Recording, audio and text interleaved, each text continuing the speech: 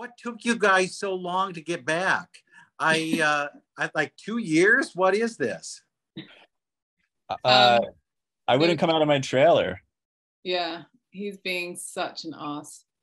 For like years. I like developed like a whole cottage industry in there. I opened an Etsy store from my trailer and they were like, you've got to come to set. And I was like, no, I have to finish bedazzling these birdhouses. Isn't that the way it is? That's the way it is. You got to have a backup plan. What was that COVID time though? Was it really like being trapped on a ship?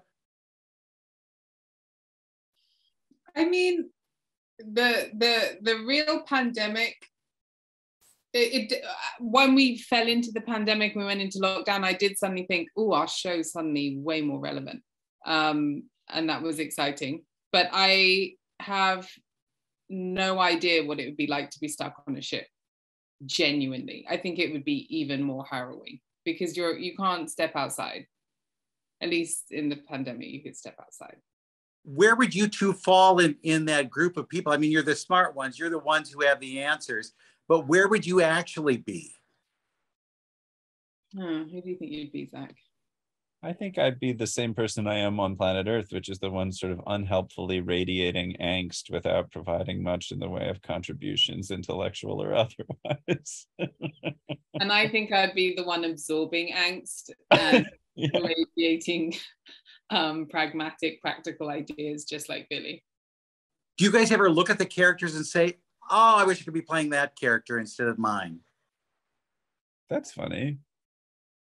I look at the other people and I think I wish I could be living that actor's life instead of mine. I want that Josh Gad money is what I want. That's right. That's right. Amen. Yeah. Amen. Don't we all?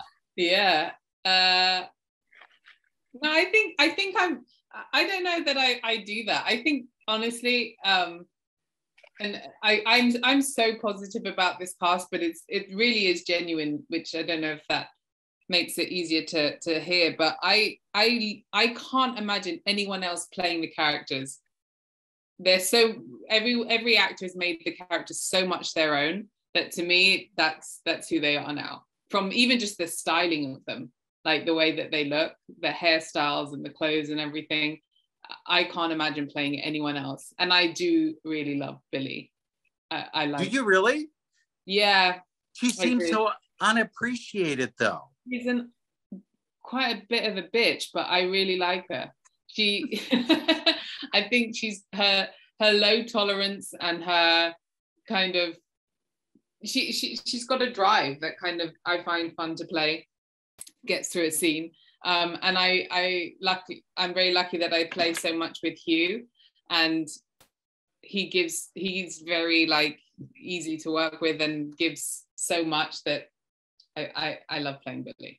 Watching those two, watching Lenora and Hugh and Billy and Ryan interact is one of the great pleasures of being on that show. The sort of secondhand, the obvious mutual admiration and adoration between those two actors is so nice to be around. You know, that you fall into these little couplets on set sometimes, and like I feel like you guys just seem like such pals, and Hughes obviously thinks you're a genius because you are, and vice versa, you know, so it's really nice to be around.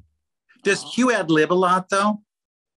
Yeah, I think everyone's kind of given license to and kind of encouraged to, and what's so nice is that the other actors are always ready to catch whatever you throw. So some of us are better at it than others. I will say that Zach is a master improviser, but I think it's definitely an environment where you're encouraged to bring as much of yourself and your as you like, really. Hugh is also someone who has that like annoying British thing where when he's improvising, it sounds like something that is as eloquent and refined as something it would have taken American like a week and a half to write. Like just humbling from his mouth are these fully realized sort of poetic, acerbic things where you're just like, how the fuck does your mind synthesize that? So, I mean, he's just remarkable at it. He's so effortlessly descriptive, I think. Yeah, and It's all, he can improvise with a pause. Like Yeah. he improvises around the words so beautifully. That's one thing I honestly I love watching him do. And then often it's stuff that I like in season 1, I'd watch it and I'd watch the scene and I'd be like, he's like, I only see it when I'm watching him on screen. He's just, I don't know if that makes sense to improvise around the words, but he's basically telling story all the time and making more of whatever the script is, always, I think. was there ever talk that you would use a British accent? Me, no. Why No. not? I don't know. Billy was American.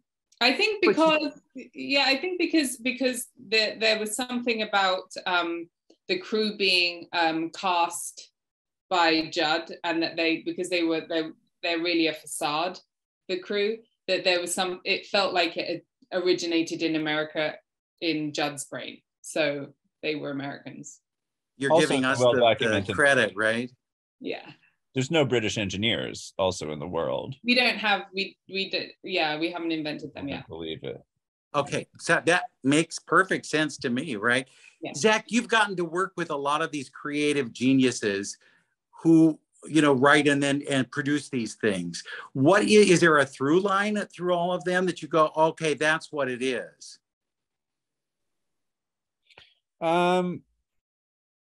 I mean, it's a very boring answer, but I guess it's people who I think are funny and who I admire. I think a through line.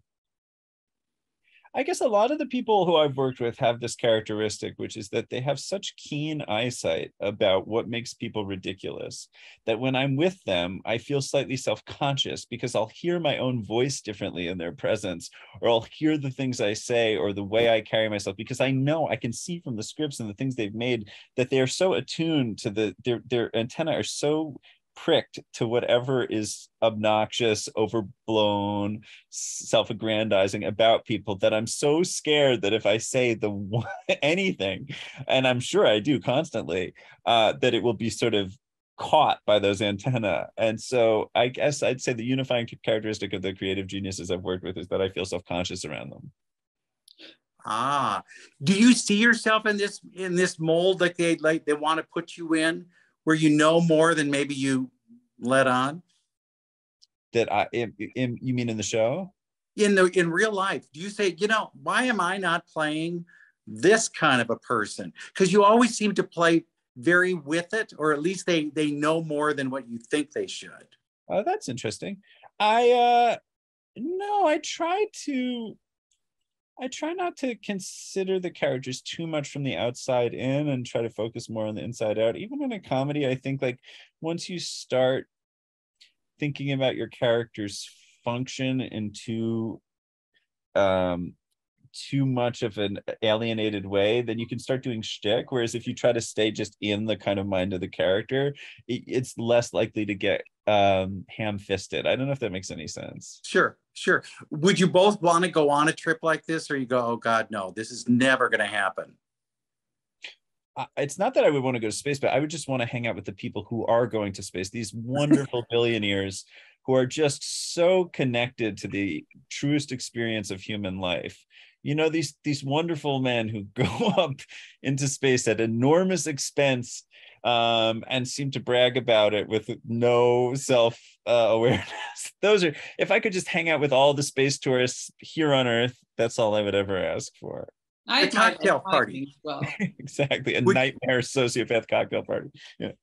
What did you say? Sorry, I overtalked you. Oh, no, I was just saying that the timing of these billionaires going to space, I always think they have impeccable timing when they announce. It's like just when everyone else really wants to hear that. And we want you to spend your money on those things that really make a lot of sense to the rest of us, right?